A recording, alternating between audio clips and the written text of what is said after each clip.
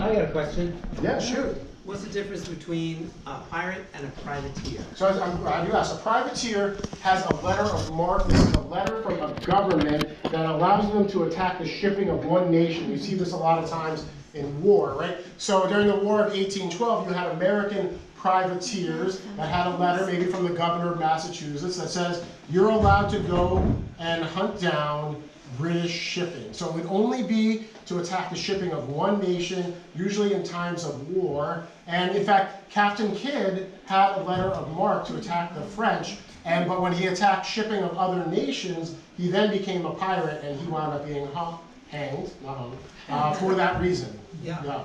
So that's the difference between a privateer and a pirate.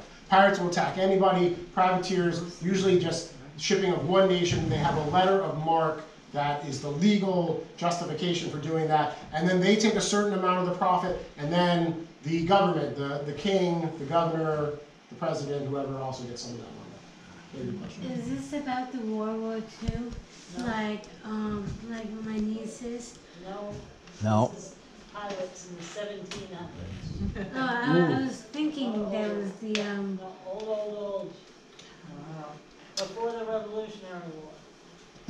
Right, so much older than World War II, by a couple hundred years. Yeah. I got a question. How does a captain get his first ship or gets a ship to begin pirating? Yeah, so mutiny would be one way. Hey, this captain's a jerk. He's abusing us. Our food stinks. Let's throw him overboard.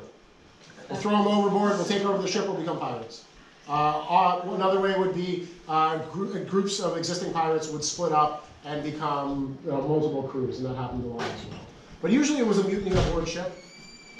Even if it was a merchant ship? All the time if it was a merchant ship, yeah. Because once again, these captains were very often sadistic, right? And the food that you were getting was awful, and you weren't getting enough of it. It probably, you'd burn in through 3,000, 3,500 calories a day, pulling on lines, raising sails, lowering sails, and they're only giving you food that's 2,000 calories a day. So you're like literally starving.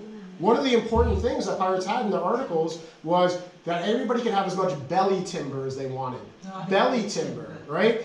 To be able to eat and drink whatever you wanted was a big deal, right? Because these guys, they had horrible rations if they were on board merchant vessels. So if they were on a merchant vessel, they would mutiny, and they would throw the captain overboard, and maybe some of the officers, or force them into the ship's boat and say, hey, we're taking over. And then they would eat and drink whatever they wanted. Yeah. And they had a ration of some of them had a ration of booze too. All the time. But I've heard that, some people say it was gin. Yeah. It was some kind of India Pale Ale, which would keep better on ships, Yeah, not until later on. Or rum. Rum. So was it gin at all? Not until much later on. Yeah, no, gin's not very popular. I don't think gin comes around until like 1700s.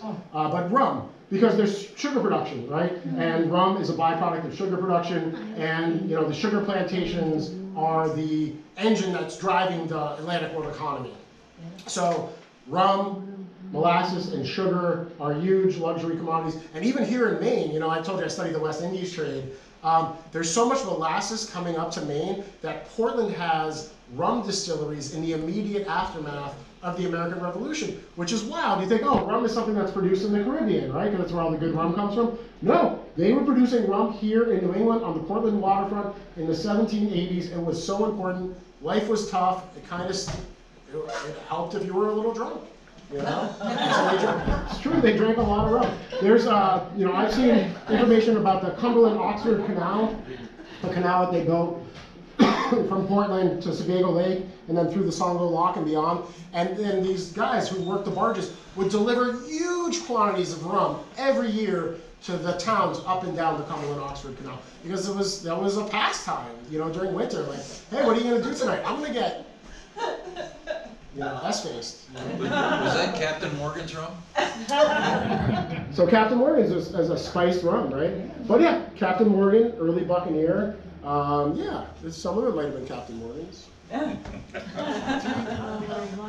Maybe I'll take one more question, and then we're going to call it a night, folks. Any more questions? All right. Oh, yeah, sir. Comment, back on the pieces of 8. Yeah. If you had 2 pieces of those, of that 8, that would be a quarter of the dial? Sure. Would be 2 bits? Yeah. Would be a quarter? Yeah. So that's where we get the term 2 bits for a 25-cent piece? I'm not 100% about that, but it sounds like a reasonable explanation to me. I thought it was. Yeah. Absolutely. Well, it's been a pleasure to chat with you all this evening and to share some interesting stuff about pirates. I hope you'll have me back sometime for some of my other lectures. The West Indies trade, I think, is really fascinating, work that I'm really proud of. Kind of cutting edge stuff, and I'm proud to say that nobody else is doing that exact type of research. But also, I have lectures about shipwrecks and the ice industry and a wide variety of topics. So my pleasure to share with you this evening. Thanks for coming out. Everybody have a great night.